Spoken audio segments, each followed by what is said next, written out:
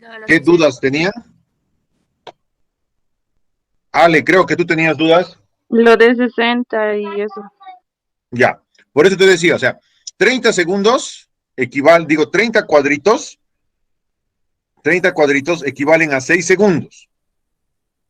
Si tú quieres calcular cuántos latidos hay en un minuto, ¿cuántas Ah, veces ya 6? sé. Tengo que completar siempre a 60 segundos, ¿verdad?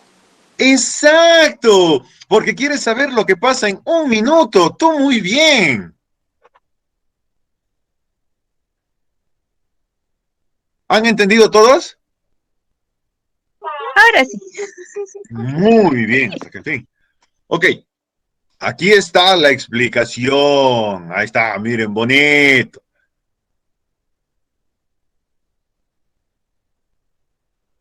Esto les voy a pasar el link de esta página para que revisen, ¿ya? Que les explica muy bonito cómo se da esto. Muy bonito. Ritmo cardíaco regular. ¿Qué es lo que nosotros vemos? Es que este ritmo cardíaco tenga la misma longitud, con intervalos muy iguales, ¿sí? Lo más parecidos, que estén lo más cercano unos de otros, manteniendo lo que son las distancias entre cada uno de manera estable. Por ende, es rítmico, normal. ¿Te das cuenta? Facilito. ¿Ves? 1, 2, 3, 1, 2, 3, 1, 2, 3, 1, 2, 3, 1 normal. Es ritmo cardíaco regular normal. ¿Estamos de acuerdo?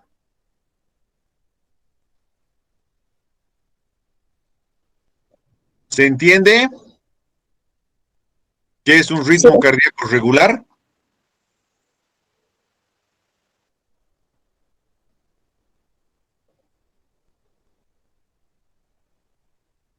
¿Entendemos o no Sí. entendemos? Respondan. Sí, ya. Ahora, esto que están viendo aquí abajo, ¿es regular o es irregular?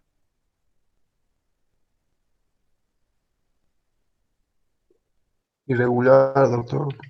Irregular, ahí mismo lo dice el nombre, ¿no ve? Irregular. ¿Por qué? Porque todos los ciclos dentro de esto nos está marcando diferentes longitudes. Es un intervalo, un ciclo irregular. En estos primeros tres, regular, regular, regular. Pero más adelante se vuelve irregular. Entonces, vuelvo a repetir, ritmo cardíaco regular, todos tienen la misma distancia o la variación es mínima, uno o dos cuadritos chiquititos, máximo. Pero después todos están dentro de ese margen de tiempo. Tin, tin, tin, tin, tin. Si ya varía, hay más de medio cuadro grande de diferencia, pues otro cantar, esto ya está irregular. Ritmo sinusal. ¿Cuáles son las características de un ritmo cardíaco sinusal? El ritmo cardíaco sinusal tiene que tener sí o sí una onda P. Una onda P. ¿Dónde va a estar presente esa onda P? Y tiene que ser positiva, más de paso, en derivación 2, derivación 3 y en ABF. A nivel de las precordiales, tiene que estar positivo de B2 a B6. ¿Dónde es negativo? En ABR. Y en B1, isobifásico. ¿Qué quiere decir? Que va a estar hacia arriba y va a estar hacia abajo. Isobifásico. ¿Ya? Cada onda P debe estar seguida de un complejo QRS. El intervalo RR debe ser constante. El intervalo PR debe ser igual o mayor a 12 segundos y la frecuencia cardíaca debe estar entre 60 y 100 latidos. Como dice acá, en resumen, toda onda P tiene que tener su propio complejo QRS con un intervalo PR dentro de valor mayor o igual a 0.12 segundos, con un ritmo cardíaco normal, no irregular, no irregular. Vámonos a un electro. Vamos a tomar este electro. Aquí tenemos onda P, PQRST, PQRST, PQRST, PQRST, PQRST. Este es un ritmo cardíaco regular, sinusal, falso, verdadero.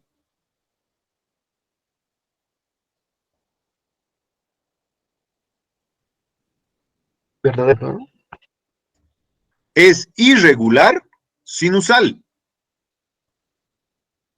¿Por qué? Porque hay una onda P, PQRST, PQRST. Entonces, ¿qué es lo que nosotros necesitamos ver para que sea un ritmo sinusal? Que haya ondas P positivas, que estén presentes en esto, que haya un intervalo PR, que haya un intervalo RR, por ende tenemos un ritmo sinusal, pero de característica irregular. Ahora vamos a una taquicardia sinusal. ¿Qué es una taquicardia sinusal? Es cuando la frecuencia cardíaca, las ondas P, generan mayor cantidad de latidos, por ende hay más. Si consideramos acá 1, 2, 3, 4, 5, 8, 9, 10, 11, 12, 13, 14, 15. No nos va a dar.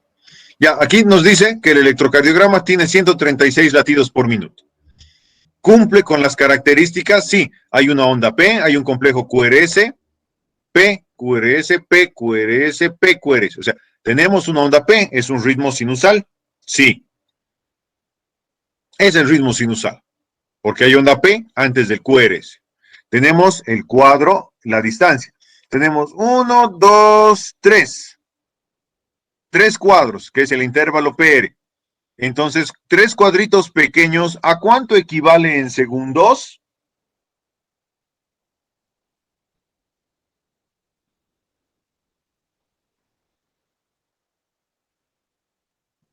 ¿0?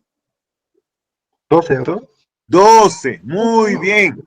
Entonces, ¿estamos manteniendo el intervalo PR? Sí, es sinusal. Taquicardia sinusal. Esta taquicardia, por si acaso, si nosotros vamos a correr, nos asustamos, nos emocionamos, se presenta. La taquicardia sinusal, por lo general, es una taquicardia fisiológica. Es una taquicardia que aparece ante ciertos eventos, ¿ya? Ahora, si va a haber mayores complicaciones, estamos sin hacer nada, tranquilos, relajaditos en mi cama y empieza la taquicardia, ahí nos preocupamos un poco. Ahí ya quiere decir que puede haber algún tipo de enfermedad, algún tipo de alteración. Bradicardia sinusal, fíjense, 48 latidos, o sea, menos de 60 latidos. Ritmo sinusal de 60 a 100. Frecuencia cardíaca normal. Ritmo sinusal, hay onda P, QRS. Contamos. A ver, ¿cuántos cuadritos hay? 1, 2, 3 cuadritos del P al R, al complejo R. ¿Cuántos segundos hay en 3 cuadritos? 0,12, doctor. 0,12. ¿Cumple con el criterio de que es sinusal? Sí. Tenemos onda P antes del complejo QRS, dura entre 12 segundos y un poquito más. Perfecto, belleza, qué hermoso, es ritmo sinusal. Pero ¿qué pasa? Hay mucha distancia entre las R's y R's. Bradicardia sinusal. Esta bradicardia sinusal es normal cuando somos personas que hacemos ejercicio constante. Si nosotros hacemos ejercicio constante, somos futbolistas, nadadores, ciclistas, lo que sea, la bradicardia sinusal es normal porque nuestro corazón compensa. Cuando se ve alterado, generalmente cuando hay ciertos fármacos que se utilizan que generan un beta bloqueo, o sea que reducen la frecuencia rítmica o estimulante del corazón. Por eso hay otras patologías también se pueden presentar cuando ya hay un agotamiento cardíaco, cuando hay alguna otra alteración a nivel del sistema de conducción, una falla de conducción o de arranque del marcapaso, generalmente por deficiencia de algo. Este del sistema QT corregido no lo vamos a ver, lo vamos a saltar, porque este QT es mucho más de especialidad. Pero ¿qué es lo que voy a hacer? Les voy a explicar un poco qué es el QT. ¿Ya? Este QT es este intervalo que va a existir entre lo que es el inicio de la onda Q y el final de la onda T. Esto nos va a ayudar ¿a qué? A interpretar si es que hay algún tipo de alteración, sobre todo ventricular. Cuando hay una alteración a nivel ventricular, esto se puede alargar o se puede acortar.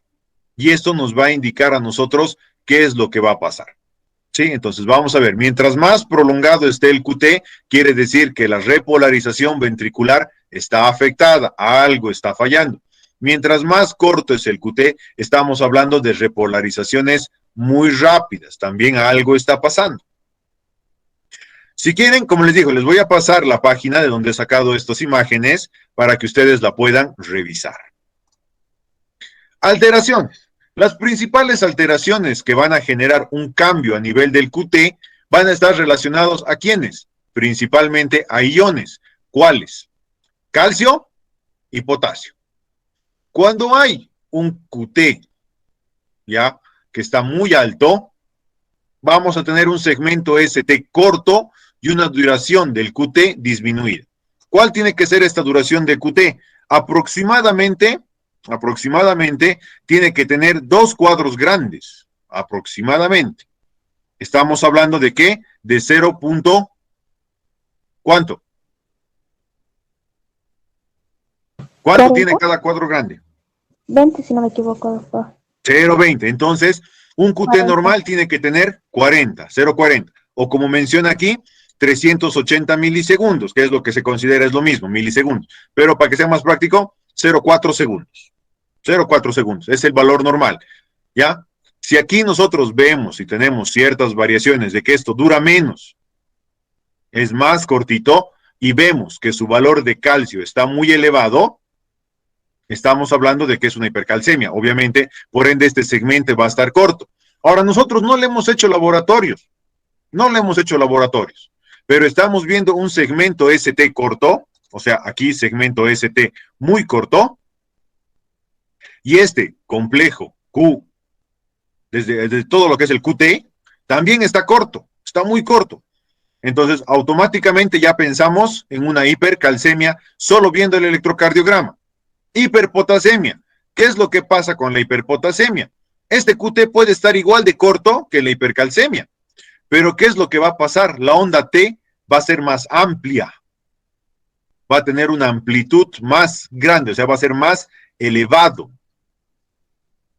Va a estar más elevado. Otros ya son asociados a patologías, infartos de miocardio, etc. El eje ya lo hemos calculado, ya lo hemos visto, ya lo conocemos, ya sabemos calcular. Cálculo rápido del eje, como les dije, positivo, positivo, está normal. Negativo, negativo, es totalmente indeterminado. Aquí, negativo de 1, negativo ABF. Luego vamos a tener lo que son, ¿no?, sus variantes. Si tenemos un cuadro positivo, mejor dicho, un ABF negativo y un D1 positivo, pero está a menos de 30 grados, es positivo. Si está a más de 30 grados, es negativo. Aquí, desviación a la izquierda, aquí, desviación a la derecha. Todo basado en ¿qué? En ABF y en derivación 1. Esto se ha entendido, estamos entendiendo, está claro. Sí, doc. Muy bien. Esto ya lo hemos visto, así que ya sabemos. Ahora, lo que les mencionaba, queremos saber exactamente cómo es, qué es lo que vamos a hacer. Vamos a trazar nuestros vectores y los vamos a milimetrar. Podemos llegar a 20, 25, 30 milímetros, dependiendo de lo que veamos en el electrocardiograma. Contamos los cuadritos positivos en D1, contamos los cuadritos positivos en ABF del complejo QRS, QR en este caso, ya todo lo que es la onda R, desde la línea isoeléctrica hasta el tope, y lo llevamos. Entonces, aquí tiene 10, aquí tiene 30, cruzamos los puntos, aquí no ve, cruzamos, tac, tac. Entonces, una vez que cruzamos ambos vértices, esto lo vamos a llevar y con una escuadra vamos a medir hacia dónde se va a prolongar este eje. ¿Sí? No hay mucha más ciencia que recordar vectores de física. Y se acabó. Esta es la página. Ya, en esta página, ustedes van a poder leer e interpretar cómo leer un electrocardiograma con ejemplos mucho más bonitos, mucho más dinámicos, donde les va a ir dando lo que son estos datos. ¿Sí? Vamos a tener cómo leer un electrocardiograma, qué es lo que tenemos que ver, todo lo que son los cálculos. ¿Ya? He sacado de acá muchas de las imágenes. ¿En qué sentido? De que nosotros vamos a tener una herramienta que es necesaria. Muchas veces yo puedo explicar muy bien o puedo explicar muy mal. Eso depende de cada uno cómo vaya viendo, cómo vaya entendiendo. Pero con este tipo de páginas ustedes pueden complementar la información y despejar sus dudas. Entonces aquí les da todo lo que es cómo interpretar lo que es esta parte de los ejes cardíacos.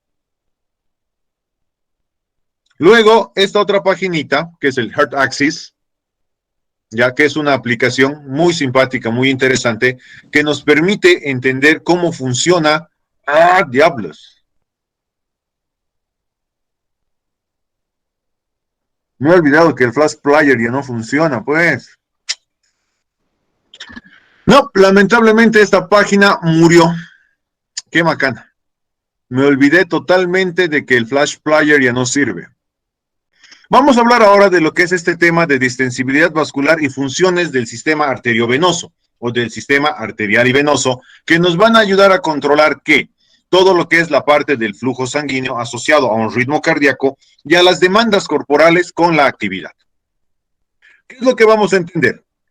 Lo primero que tenemos que entender es de que estas estructuras, tanto las venas como las arterias, tienen capacidad de poder distenderse y contraerse.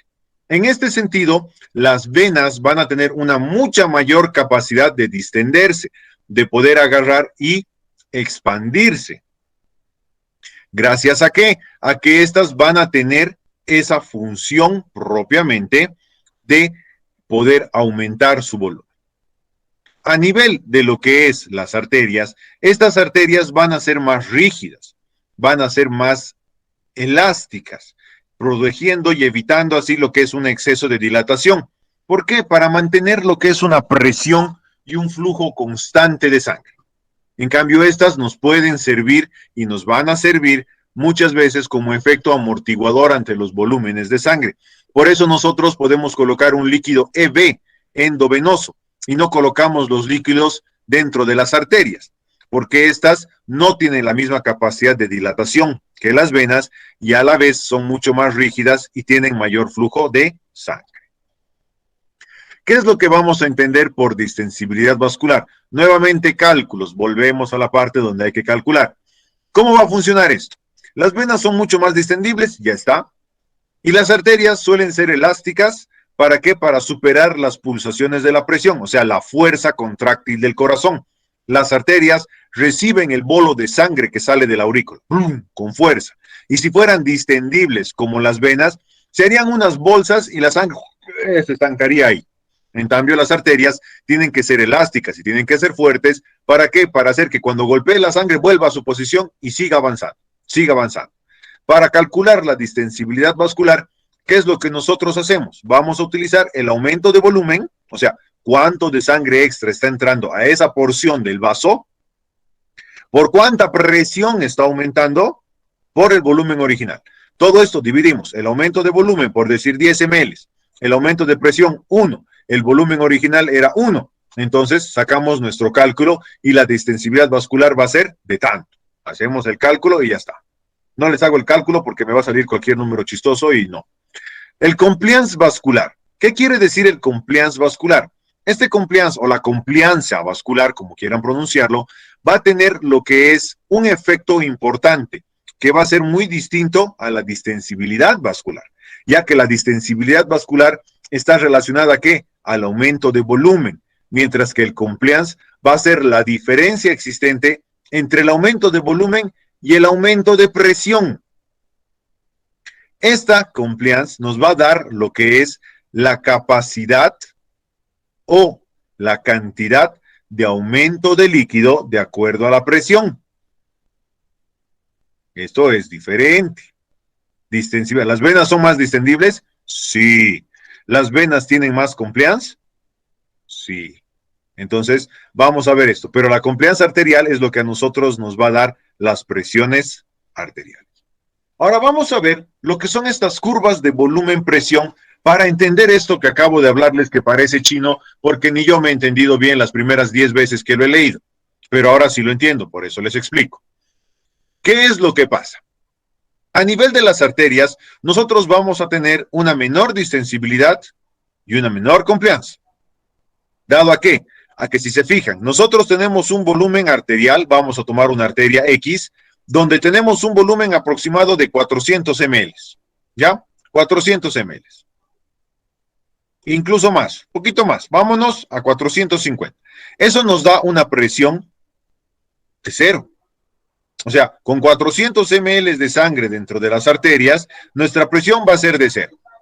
¿Qué es lo que pasa cuando empezamos a aumentar el volumen en pequeñas capacidades? ¿Sí? En pequeñas cantidades.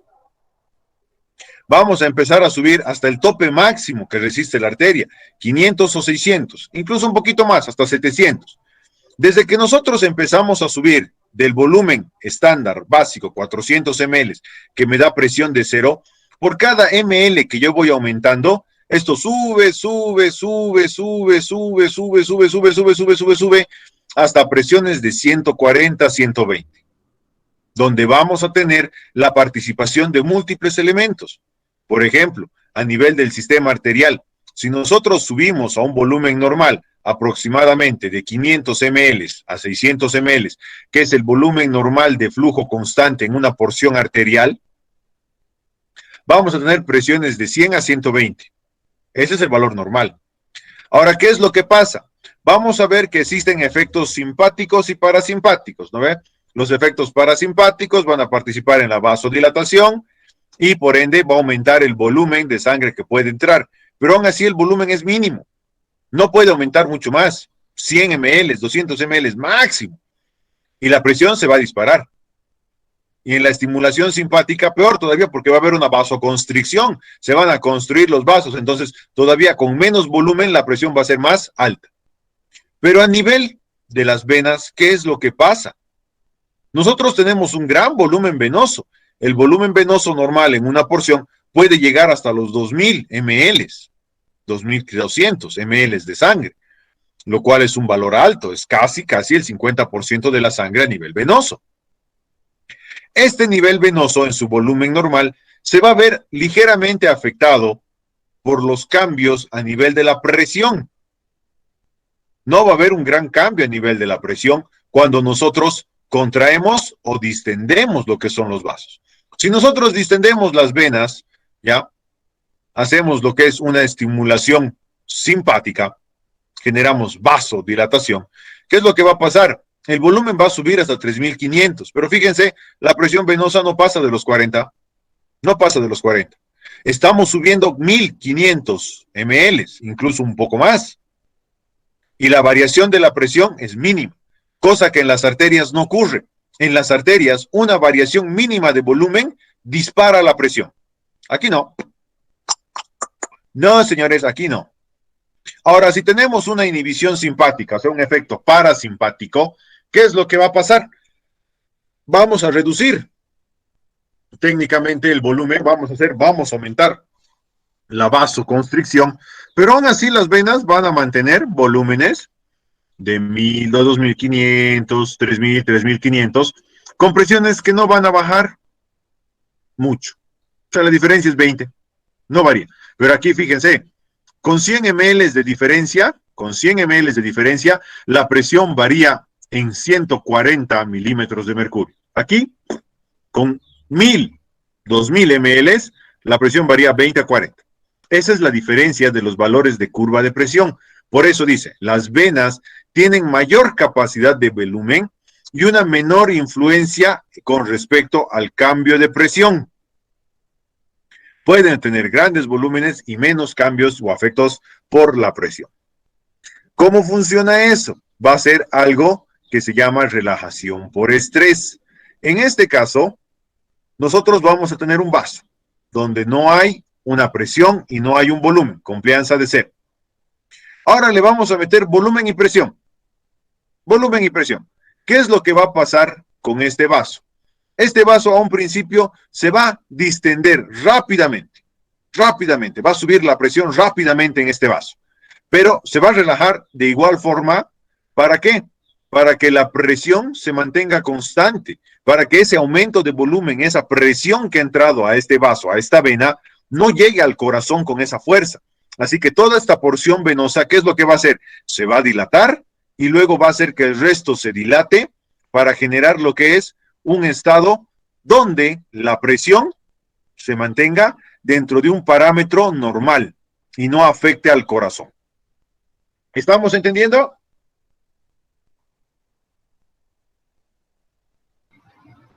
Sí, doctor. ¿Alguna duda?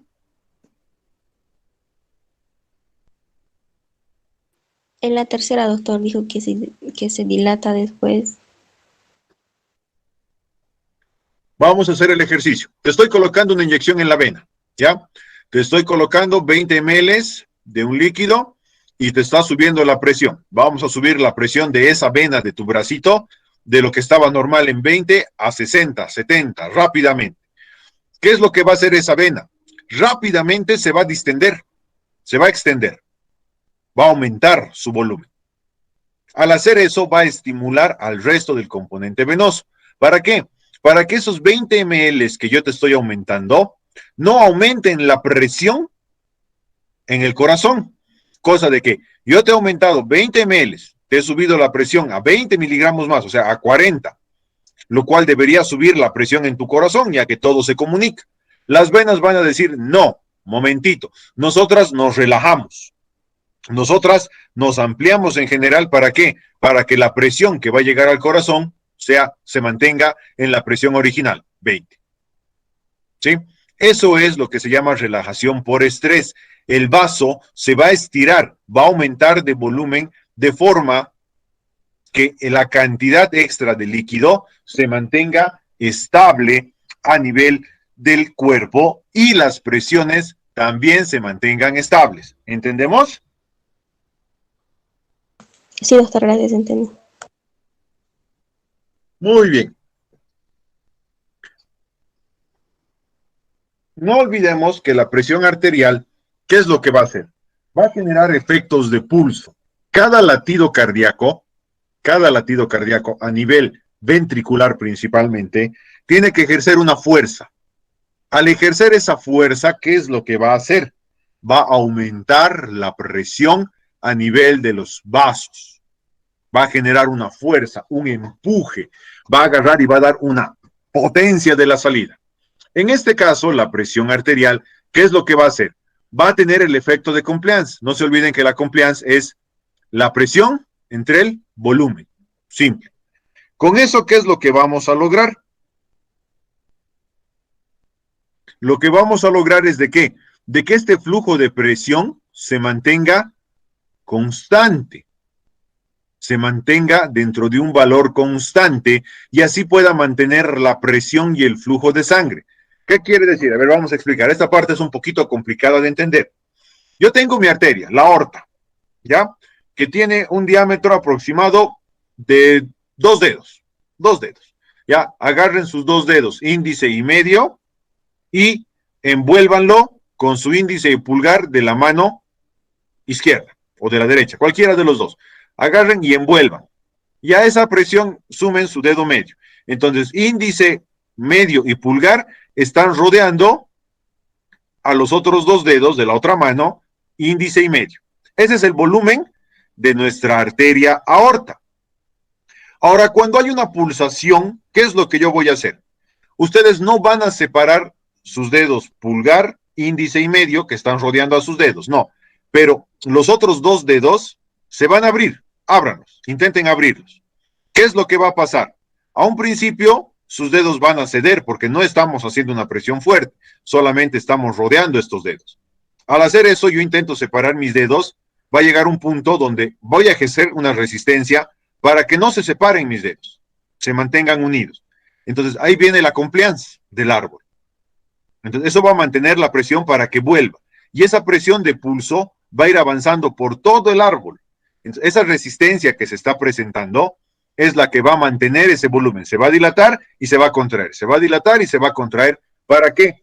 Para mantener esta presión llamada presión de pulso, que no es nada más que la diferencia entre la presión sistólica, 120, menos la presión diastólica, 80, lo cual nos da que una presión de pulso normal, estándar en una persona es de 40 milímetros de mercurio. Así que nosotros tenemos eso. Y esto se da gracias a ¿qué? A la compliance, lo cual va a hacer que todos estos pulsos, que toda esta sangre avance de manera continua, siguiendo lo que es la frecuencia rítmica cardíaca normal por la eyección de sangre, cosa que no pasaría en las venas. Las venas se dilatarían y se quedarían dilatadas para aguantar esa cantidad de sangre y de presión. Y no habría pulso, la sangre no avanzaría. ¿Estamos entendiendo?